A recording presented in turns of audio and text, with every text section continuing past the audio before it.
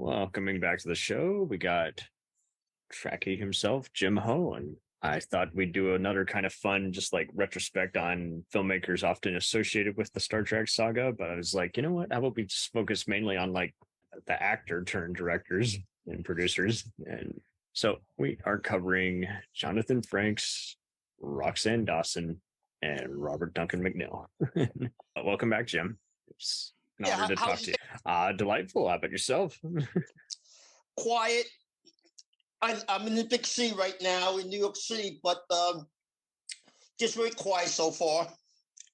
Okay, well, hope to hit the Big Apple sometime in the weekend. Enjoy some of the sights, though. So try and get into the swing of things. Man, you're all about town. You're all about the place. Yep. You know, we had such a fun chat talking about like some key Star Trek writers, you know, minuscule or not, who also went on to bigger sci-fi, mystery, Western, and horror careers for TV, and no exception here. You know, first free of this trio, let's discuss Mr. Frakes. He has guest starred on everything from, you know, Fantasy Island and Dukes of Hazzard to Heart and A Fall Guy, as well as the 80s Twilight Zone, and before track, you know, he was on. And he was also on the good old Waltons in his Army Whites also. I think I have seen that episode. Yeah, like 2 episodes, and North and South, he's on there briefly. It's awesome seeing him on a horse, you know, yell out commands. Also on an episode of Wings, that's pretty funny. But yeah, altogether, I mean, I've mainly seen just a lot of his other kind of like 90s guest spots, 2000s moments, like, so everything from his episode of Criminal Minds where he's an abusive doctor who's you know, finally gives up some stuff. He did some voiceovers on, you know, Gargoyles, and you know, many track actors did, but it's interesting to see him on this one. He's mainly stuck to voiceovers recently. There's been some other shows he's been on that like are blink and a miss it, like cameos. He said before he likes to kind of pull a Hitchcock, you know, do just like in the shot, kind of like other actor turned directors who, you know, often if they have a recurring role on a show, they end up directing a few different episodes. So people like Lou Diamond Phillips and Peter Weller, he's kind of taken to that same angle as well. Funny they had mentioned it. I met Jonathan at the Las Vegas Star Trek convention, and I asked him a question about him in his early days being Captain America. He actually was a co-play. That was one of his first gigs, and I actually threw him a curveball because even the moderator at the panel didn't know about this, and he was regaling his thing about being with Stan Lee and doing gigs in Oklahoma and doing all these different cons as Captain America, which is kind of funny. Yeah, I've seen the photos, and just like it was interesting. You know, that was during like you know, the 80s, and he was like that go-to guy. They was like, hey, you are gonna, you know, we know you in the theater scene, you're gonna be the mascot to play this persona. And yeah, it was such a different, it's so wild how it predates, you know, the current cosplay comic book scene. Yes, it does. It was much scrawnier back then. If you see some of the pictures of him, he was really thin back then. Right? Oh, man. And altogether, I like how he's just kind of blended in with whatever the focus of whatever project he's on is, is up to. He's going to try and be up to that level.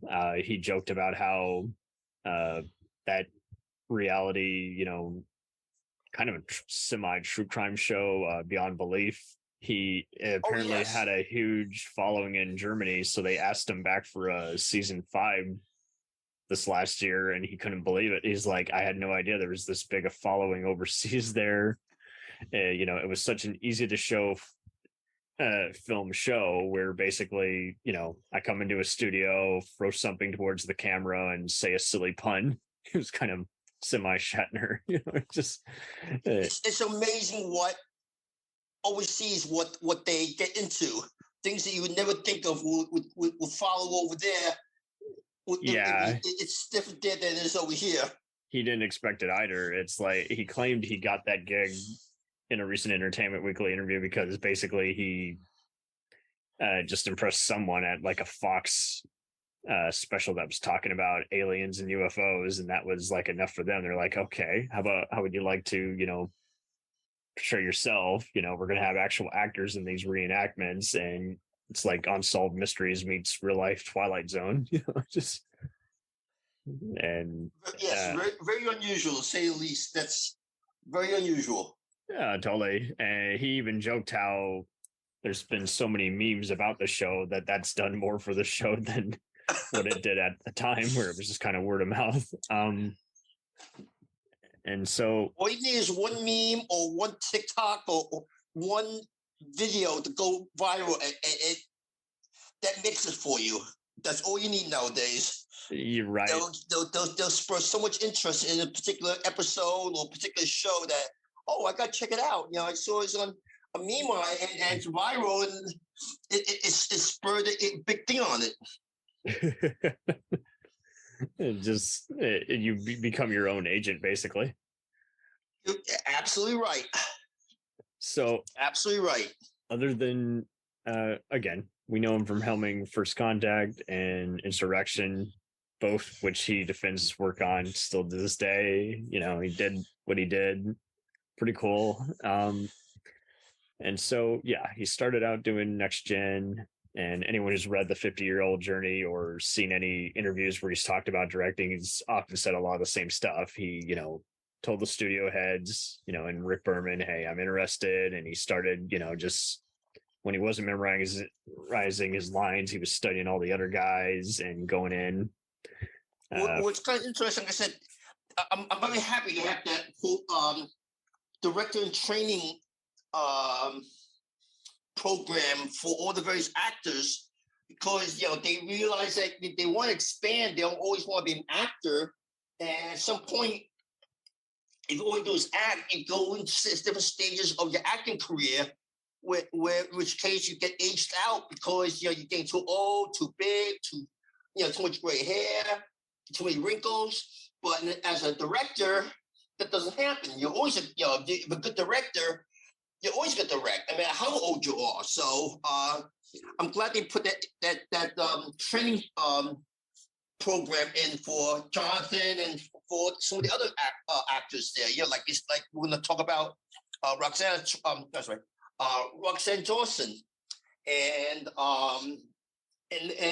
other people there that also got. They were thinking about their acting, but as a brand. They were just they were pretty much ahead of the curve, because, you see so many other people and they can't get out of a typecast or ditch an agent. And it's like, they were just thinking ahead of, what am I going to do after this? Because I'm pretty much going to do this for 7 years, Right. And that's all people are going to see me as or want to see me do. So I want more creative control, and I want to work with all these other wonderful actors. So I'll work behind the camera. So many other people who have worked on ER 24 and so many other just 80s and 90s heads have been doing that lately. You get way bigger check, and you just, like you say, you meet different type of people. You meet always different people who never did Star Trek or never guest starred on Star Trek. You meet different people. You network different people at that point. Different aspect of people that you can network with. 1,000%. It's all about who you know sometimes. It absolutely is. He lucked out where he said, hey, I will do double duty. I will come here, after hours, hang out in the editing lounge, see how they do everything, how they cut. And he said before how he was inspired. I don't know. Have you heard the nickname that he's often given? Jonathan? No, I haven't. Okay, yeah. So I knew script supervisor E. Butterly, who had, worked on everything from the Exorcist show and everything, and she's made a good living being like a PA and assistant director, and she was a script supervisor on The Good Guys, and she was fortunate enough to work with him on 2 select episodes of that short-lived procedural sitcom, and she confirmed that he's often dubbed 2 takes Frakes. Oh yes, that you're right. I do know that one. Yeah, he's very James dropped my memory. Well, and he's very fond of filmmakers like Ridley Scott and James Cameron, and he pretty much just invested that as like he knows what he wants before he gets to set, before he even makes the storyboards. He's like, hey, this would be a cool shot. Let's try that out instead of, let's run out of time or get too invested in it. And so for those who want to see other just TV credits he's done 3 episodes each of Deep Space Nine and Voyager, in addition to many next gen episodes, as well as heavily involved in Roswell for UPN, Leverage for TNT, Castle for ABC, NCIS Los Angeles for CBS, as well as Persons Unknown, The Glades, various episodes of Burn Notice, as well as The Librarians, TV movies and show for TNT. And he recently returned to the franchise with Star Trek Discovery, The Picard Show, 2 episodes of the Orville, as well as the Nickelodeon family adventure show, The Astronauts, which he also has an acting part in, and recently Strange New Worlds. But it's just interesting because he just talked about how anytime he was just like on any of these, like when people were asking him about the Orville, he's like, is this a satire or is it a spoof? He's like, whatever it is, it's just a funny show. And it is totally. And Discovery, he just noted how it was like this was an unusual show in that it was way more progressive. It was just showing a totally different kind of just free opportunity for everybody, just like so many different minorities, LGBTQ friendly. And then Picard, he was like, hey, yeah, I get to work with Patrick Stewart, but now I'm really having to reel him in. I'm having to do a lot of different like close-ups of his intensity, and he's just very graceful whenever you just see him just in an interview. He just doesn't shy back, and which I think is just fun. I know he joked briefly about how when he worked on Thunderbirds, that kind of put him in director jail briefly because it was a update of the puppet show from years ago. I love the old Sylvia and I'm trying to get the gentleman's name. I remember them as a kid. Thunderbirds, Captain Scarlet. God, I'm trying to remember all the different ones out there. Fireball XL. It was such a fun time. Watching all super animation, watching them. The Andersons watching, doing all different things out there. It was very cool. Yeah. And I mean, that's what he was doing. He was just studying until he couldn't study anymore. And like you say, it was pretty much, they were doing the equivalent of watching a YouTube video. If you can't go to college and do this, then just do this instead. That's fine. Like I said, it's even better. It's all hands on, and they're very they showed them the ropes, and they didn't hide anything, so to speak. They showed them everything, all the little tricks, why they did, how they did, and let Jonathan become his own director. But he was like being a sponge. He just sopped in all the information and made his own style. He just watched everyone how they did and took some of it, different people, and it worked for him. It worked for him. There's been a bunch of other episodes and shows that he's been on, like Third Rock from the Sun and Hit the Floor, as well as Angie Tribeca, that I'm sure I've seen the episodes of, but I don't recall like that episode. So it must have been, again, just a blink and a miss because he's just so busy just working behind the scenes. And he has all this, Well, he's done like 100. He's done like 100 credits for him just acting wise. So he gets a phone call. He takes the job. Right. He'll do some voice acting, but yeah, right now he just wants to focus on kind of just maintaining the same style and whatever he's given. Yep. I'm kind of been disappointed by NCIS LA, but it just seems like they just use awkward cameras on that. Um, I'm a bigger fan of the original show, but yeah, Leverage was wild. Silly has been. I've never been a big fan of NCIS. It's just like it never hooked me. I mean, it should, but doesn't. It's fine. So I can't give my opinion on that particular genre. I just find it wild how he's kind of the go-to for just do adventure and then do comedy.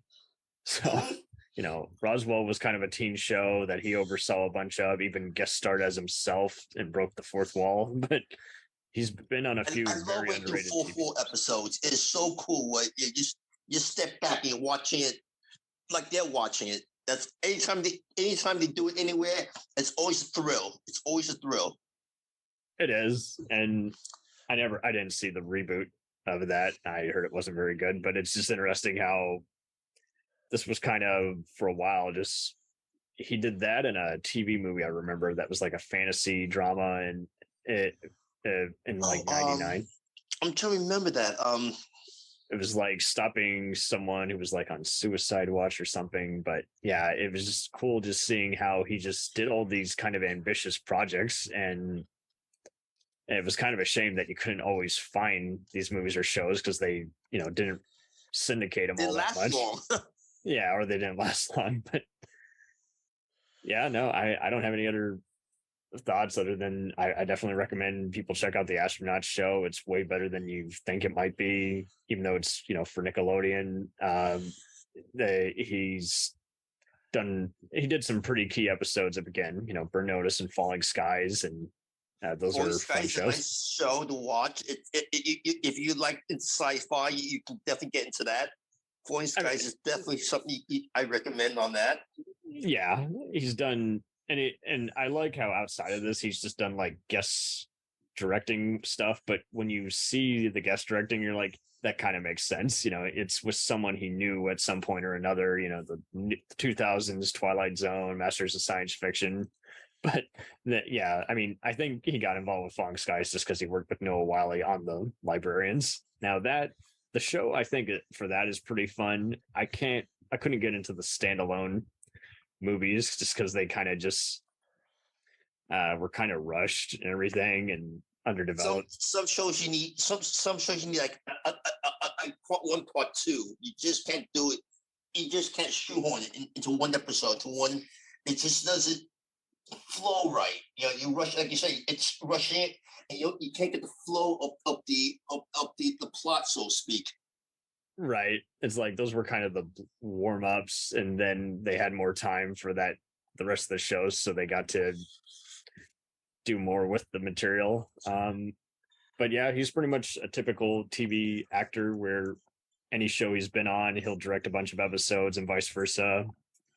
And a lot of the same people who he's works with will get a guest star role. I do recall saying he liked working a lot with Dwight Schultz, so he always, loved directing, an episode with Barkley because he got to make use of his comedic chops. I know John Delancey, who played Q, was on a Librarians episode. I wonder if he had a say in that. Okay, so there you go. But yeah, it's nice when you get to meet people you've seen over and over again. It's like oh shoot, it fits. You get comfortable. It makes it a lot easier, both the acting and being behind the scenes as a director. You sort of have an idea who they are, and it makes it a lot easier and smoother when you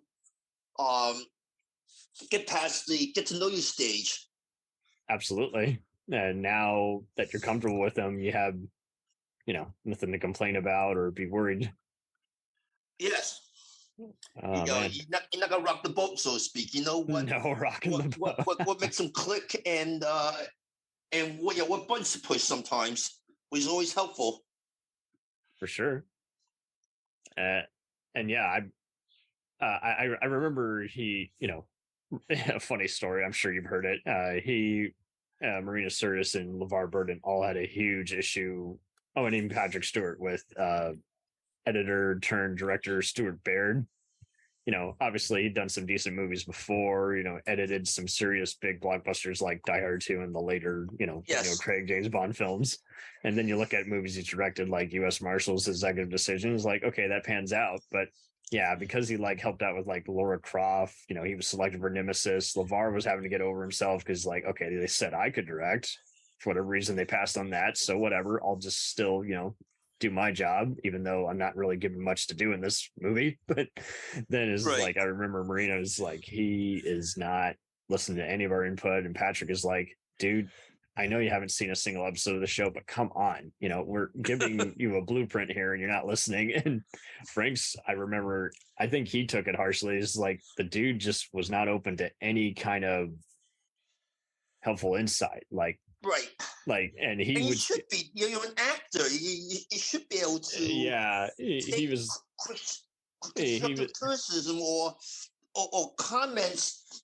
Just make you a better actor. You can't be just so stiff that you can't expand your horizons as an actor. Absolutely. It's like, why do you even want to collaborate if you just want to shut everyone out? And he was like, I don't understand his arrogance. And Marina was more blunt. He's like, he was a fucking idiot. Yes. You can enjoy parts of Nemesis, but there are times where you're just like, yeah, it just feels like a Matrix type movie. It doesn't feel like a Star Trek type movie. Oh, but it's just funny how it's just like, they just kept giving him some options and he didn't want to hear any of their input. He just wanted to come and go. And it's like, well, if you're part of a franchise, you should play ball. Actors that if you had a chance to, I don't want you as a guest star again. I'll find someone else who can do the job. I don't need the headache. Let be someone else's director headache. Right. Just shut him out. So your own personal blacklist. Personal blacklist. He kind of did for a bit there. Oh man. So I guess we can move on to the next one in line, which is Roxann Dawson. You might know her from just various TV movies. She had like a uncredited role in Blood In, Blood Out, and as well as other movies like Darkman Free, and then just for the most part just stuck with TV doing various shows where she would like be multiple roles and guest stars including the Hat Squad, the 90s Untouchables, Jake and the Fat Man, and she used to be credited as Roxanne Biggs. Well, that's because she was married to him at one time. Casey Biggs, name in there. But then she was Damar. They were married before they both. But she wasn't really married to him when she used his last name like that. If you're divorced, usually the woman just drops the guy's last name. That's it. You just go back to your old maiden name. But she kept it for a while, which is unusual in that degree. Yeah, I have no idea why, but I guess she was busy and then finally found time to actually change her, re-register under a different name. Sometimes, everything was by mail back then, so I'm sure it might have taken a bit. True.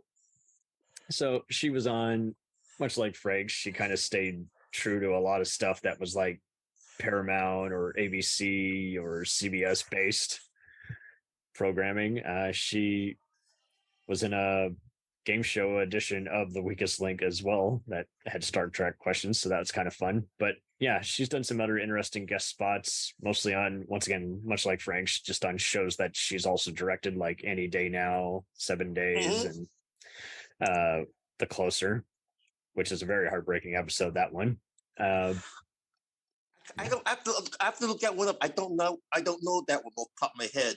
Yeah, so The Closer is the one with TNT, cable TV, that has Kyra Sedgwick and later Mary McDonnell, Madam President from Battlestar Galactica, as this LA Vice Squad. And it was pretty awesome because while it had elements of, other typical procedurals like Law and Order and CSI, they would also mix in some off-color humor, as well as just some awesome characterizations, and often you can figure out who the murderer is, but then you'd have those last 20 minutes where you're still in deep suspense, like Right.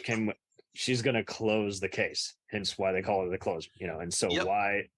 well, we know you did the crime, now we want to know why. And Why? Right. This one element of the artichoke or the onion that hasn't been revealed yet. So you gotta wait for the to pull back the last we still layer. got to peel back the layers. Peel back a little more. Is that a good metaphor? And it basically it. I think the reason each show lasted like 6+ seasons was, again, it's just very witty. It had some great casting, and it really just made you feel all other kinds of fun emotions. So I definitely would rank it up there with all the Bones and Criminal Minds of the world. So yeah, Roxann, when she got the directing card, she basically just decided, well, much like Frakes, it's like permission to study everyone. And the very first episode of Voyager that she directed in '99, she got deadly sick. And she knew it was like, hey, I can't hold it up, so I got to tough this out, and it paid off. But man, that has to be annoying. Back in that day, this wasn't just like nowadays where you can politely excuse yourself, and you got cameras that can show proof that, hey, I'm not flaking out. But back then, that's a completely different animal, and we're only talking 30 years difference. 30 it's not years that long difference. ago, but yeah, in this era, that's a long time. A huge ton of time. So she did various episodes of Enterprise after her 2 episodes of Voyager. And then from that point on, various episodes of The Division, Crossing Jordan, Cold Case, and The Closer, The Heroes, and The Mentalist, The Good Wife, Treem. And then from that point on, just very unpredictable. Just so many different, like, everything from primetime NBC shows. She was, as a director, she was all over the place. Yeah, a lot of stuff for AMC and Showtime and Netflix, and you're like, wow. Yep.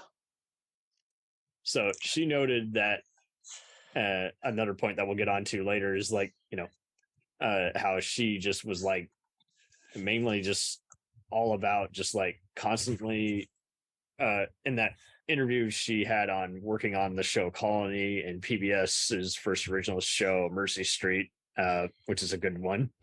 She noted how she often would just constantly just go back and forth with the producers, make sure, hey, this is how you want your vision, and constantly work with the actors on staging the scenes and even ask their input. She's like, hey, you've been here longer. How is the thing done? And always just find a different way to just kind of communicate that to the cameras. And recently she had kind of been not so religious based, but she kind of had a Catholic revitalization in her.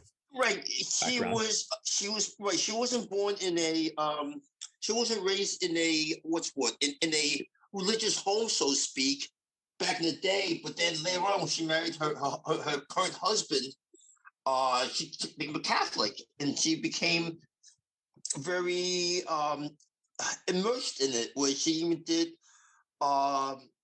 some directing in some Catholic. I'm trying to remember what the name of it is. The movie she did was Breakthrough, where it's like, right. Thank you. Right. Exactly. It was okay. Right. So she really went in. She got inspired and got immersed into because she wasn't a reborn Christian. She became a Christian. As a difference. She just got into it, so to speak, which is fine. It's really interesting that she found religion as an adult, as an older adult. 1,000%. And altogether, Duncan McNeill said that when he got into acting, he now as a producer is heavily more involved doing the producer side of things. And producing, you often think, oh, what are you doing, production management, maintaining the styles, supervising the directors. No, he often notes how he's often hiring directors who he knows can carry the tone or style that the show is looking for. I find that interesting because and he, Dawson's kind of stuck with drama and sci-fi. She's doing a really good job on Foundation, that Apple TV Isaac Asimov show.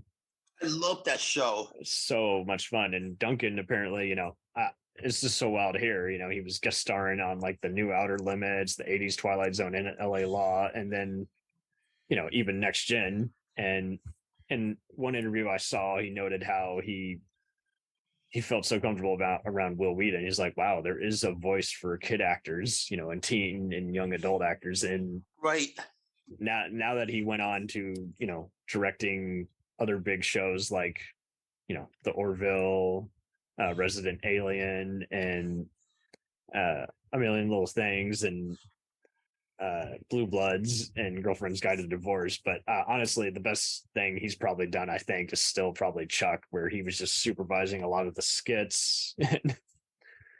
Which is fine. If you have a particular talent for something, you shouldn't shy away from it. If you got a good talent, you should embrace it. Go for it.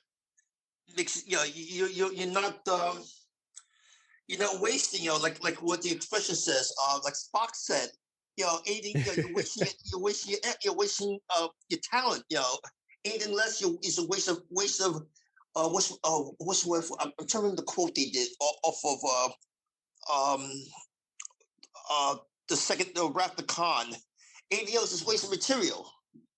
So exactly. If you're good at it, go for it. You shouldn't waste it. Right? Don't waste it. Don't let it go to waste. And kudos to all of them. They're continually just. It's not like any other TV director where it's like they're just directing a show that they've been on and then they kind of didn't take it all that seriously. Like they really are branching out and doing just so many different things that is like, yeah, that has to be challenging. That has to be interesting, especially from some of them might even be to the point where it's like they're not the main. They were never the leads on any of those track shows. So it's like, some people might not even recognize them because they're just talking to them as actors. It's like, what do you want in this scene? But then they got their second career. They've evolved in that regard. And people got to realize you all can't be Cary Grant, where you can get exactly roles into your 70s and 60s. And you don't have to be Shatner either, where you're just. Oh yeah, right, exactly. You're not gonna be like Shatner, where you can have all these different things going from point A to point B every day, doing something. You can't assume that, and they didn't, and I'm glad they didn't. And now there's something else they could do. Absolutely. We'll return after these messages.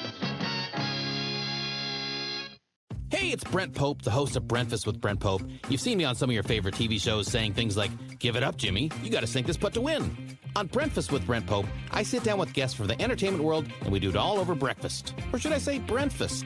Every week on Breakfast, you get inside Hollywood info and tips, great breakfast recs and booty debates. Most of all, you get the most delightful 30 minutes of your week. So dig in. It's Breakfast time. Listen at breakfast.com, Apple Podcasts, or wherever fine podcasts are found. Do you ever find yourself thinking about who would win in a fight between Goku and Superman? Hi, I'm James Gavsey, and on the Who Would Win show, me and my co-host Ray ignore anything important happening in the outside world and debate fictional battles between characters from comics, movies, and video games. We got a new show every week, and almost always am I the winner. Yeah, not true, Ray. In the past, we've discussed such matches as Captain America versus Darth Vader, Solid Snake versus the Iron Giant, classic matchups like RoboCop versus Terminator, and even the Muppets versus Sesame Street. That one was crazy. So if you're a fan of geek culture and love a spirited debate, check out the Who Would Win show wherever you get your podcasts, or check us out at whowouldwinshow.com.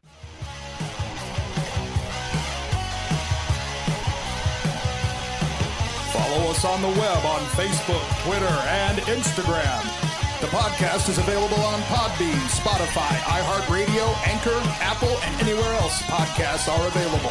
Feel free to review our show and leave comments on any of those sites.